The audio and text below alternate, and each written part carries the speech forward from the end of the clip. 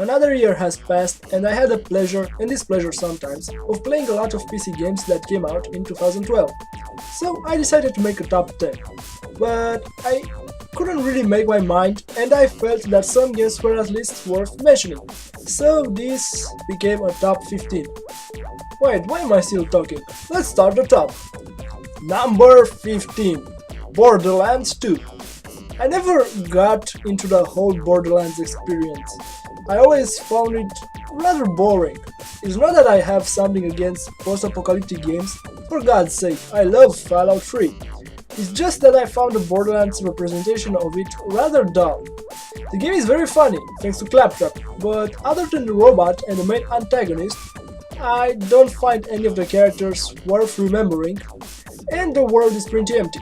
But the art style is gorgeous and I love the approach they took and they have improved over the predecessor. So Borderlands 2 gets a spot in my top. Number 14. Sleeping Dogs. This game is a very good open world with few exceptions. The aim bug is the most annoying bug I found in this game since it makes it unplayable. The story is also not memorable. If not for these flaws, the game would have had a way better position in my top. Number 13. Orcs Must Die 2. Damn, I had a lot of fun playing this game. They improved over the last Orcs Must Die with new traps, multiplayer, new characters and improved graphics. This is why the game gets a spot in my top. Number 12. Darksiders 2. I really enjoyed the more fantasy-related approach they took on this game and the different gameplay style of Death in comparison to his brother War. One thing that bothered me though was the fact that there was a lot of loot and most of it not so memorable. In my opinion, they should have put less loot into the game but more diverse and more epic. For example, instead of finding 10 of the same boots in a dungeon, there should be like an awesome demonic pair at the end of it, or something like that. But the combat is awesome and I enjoy the game. The voice acting is good and the story is decent. Number 11. Assassin's Creed 3. The only things that I don't like about Assassin's Creed 3 are the time and historical setting of the game. I thought that they could have selected a way better one, and the fact that you need a gamepad to really enjoy and immerse into the game. Other than that, this is a very good game. Number 10. Diablo 3. I admit, I was very disappointed with Diablo 3's story.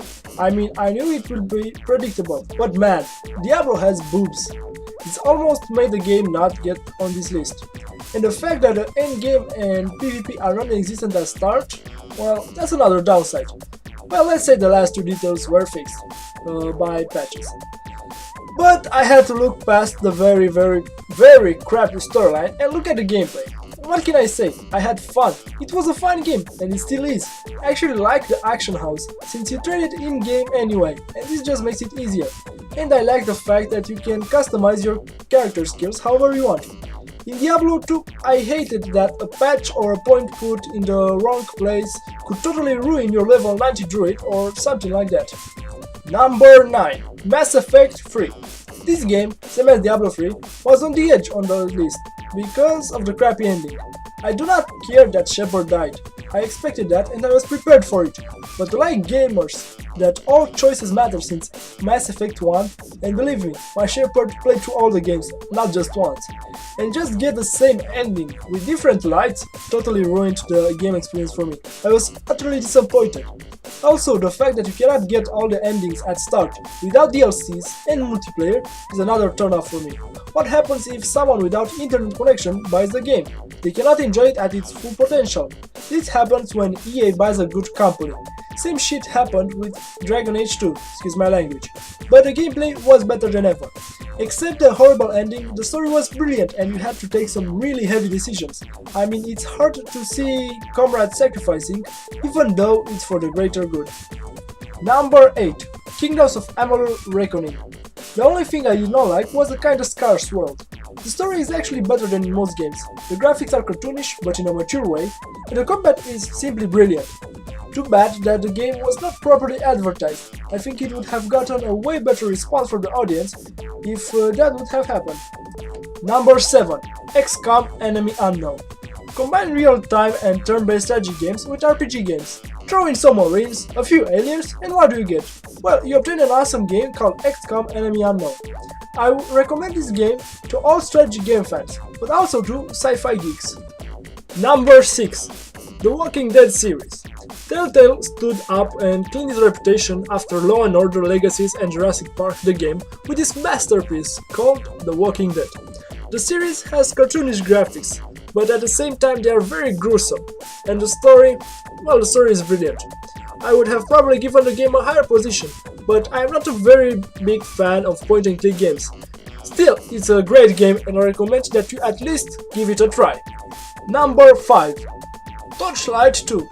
What can I say? Better than Diablo 3 in any way possible. Number 4. Lego Lord of the Rings. Yeah, Lego Lord of the Rings. Why? Well, it combines two things I love, Lego and the world of Middle-earth, and the result is the best Lego game up to date.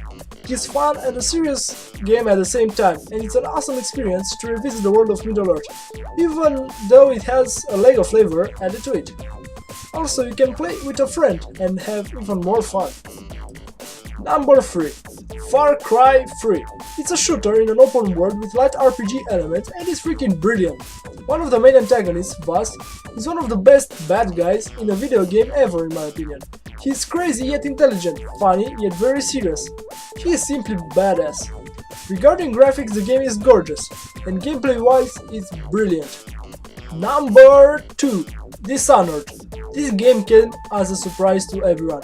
No one expected it to be this good. It was simply brilliant. The story was predictable yet enjoyable, but the true power of the game is in its gameplay, and the fact that it reminds us of the old Thief games in a manner few games, or maybe none, have managed since. The combination of powers and stealth works like a charm, and you can actually complete a game without killing one NPC. That is freaking awesome. Finally, we have reached the end of my top. So number 1, we have Guild Wars 2. I don't think this is a surprise to people that know me, but Guild Wars 2 is a masterpiece. It raised the bar World of Warcraft had set way higher for new MMOs. It eliminated the triad, DPS, tank, healer. It made quests more appealing, and the PvP is just awesome. Well, except the lags in World vs World when hundreds of players clash in a huge battle, but that happens in any MMO with awesome graphics. So this was my top 15 PC games of 2012. Please keep in mind that these are my opinions and they have not been influenced by other review sites' opinions or something like that. I hope you enjoyed it, and until the next time, Theodore out. Bye bye!